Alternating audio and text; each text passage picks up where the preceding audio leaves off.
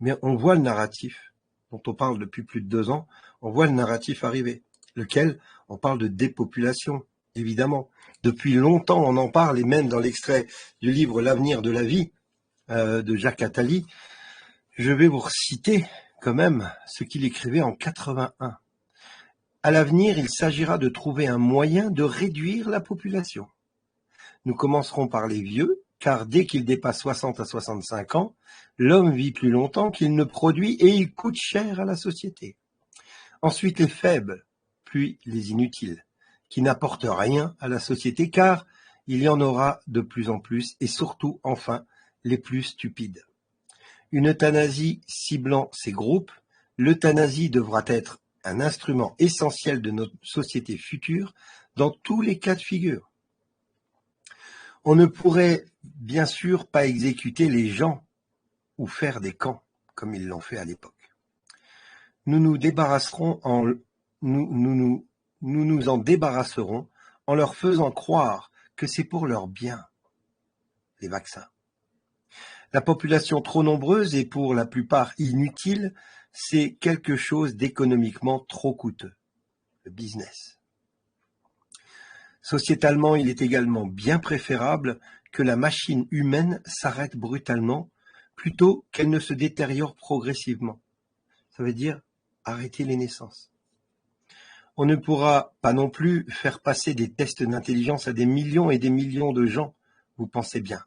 Nous trouverons quelque chose ou le provoquerons, une pandémie qui cible certaines personnes, une crise économique réelle ou pas, un virus qui touchera les vieux et les gros, peu importe, les faibles y succomberont, les peureux et les stupides y croiront et demanderont à être traités. Nous aurons pris le soin d'avoir prévu le traitement, un traitement qui sera la solution. La sélection des idiots se fera ainsi toute seule. Ils iront d'eux-mêmes à l'abattoir. C'est un extrait de L'avenir de la vie de Jacques Attali de 1981, entretien avec Michel Salomon, collection Les visages de l'avenir, édition Séguer, lui-même parlait de la révolution, de la fin de l'humanité, dont ce n'est pas un complot. Un complot, c'est quelque chose qui est caché. Donc nous ne sommes pas des complotistes, nous sommes des réalistes, parce que c'est une réalité. Sur ces pierres-là, qui s'appellent les Guy Stones, d'accord, que vous pouvez trouver en Géorgie, aux États-Unis, c'est écrit en plusieurs langues, dont l'araméen, qu'il faut abaisser la population mondiale sous le seuil des 500 millions d'êtres humains et rester à ce seuil-là. Et c'est exactement ce qu'ils ont essayé de faire.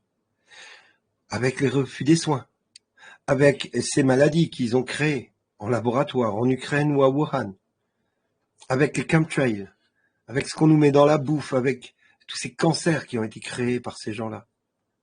Et le refus des soins, qui est discriminatoire et qui est interdit. Donc je vous propose de retrouver ce document et de le montrer à qui veut le voir. La loi précise qu'aucune personne ne peut faire l'objet de discrimination dans l'accès à la prévention ou aux soins. Article L 1110-3 du Code de la santé publique. C'est comme ça qu'ils veulent nous éliminer. Et coup de théâtre, l'OMS reconnaît officiellement que ces gros chiffres sur la mortalité étaient faux, nos amis. Ça date du 3 juin. Ils étaient faux? Ah bon? Ben oui. Merci à Patricia. La Chine annonce 5226 morts du coronavirus au total depuis 2019 pour 1,4 milliard d'habitants. Et on nous rabâche qu'ils ont été les plus durement touchés pour ce méchant virus. Voici le nombre de cas de coronavirus depuis le début, 224 208.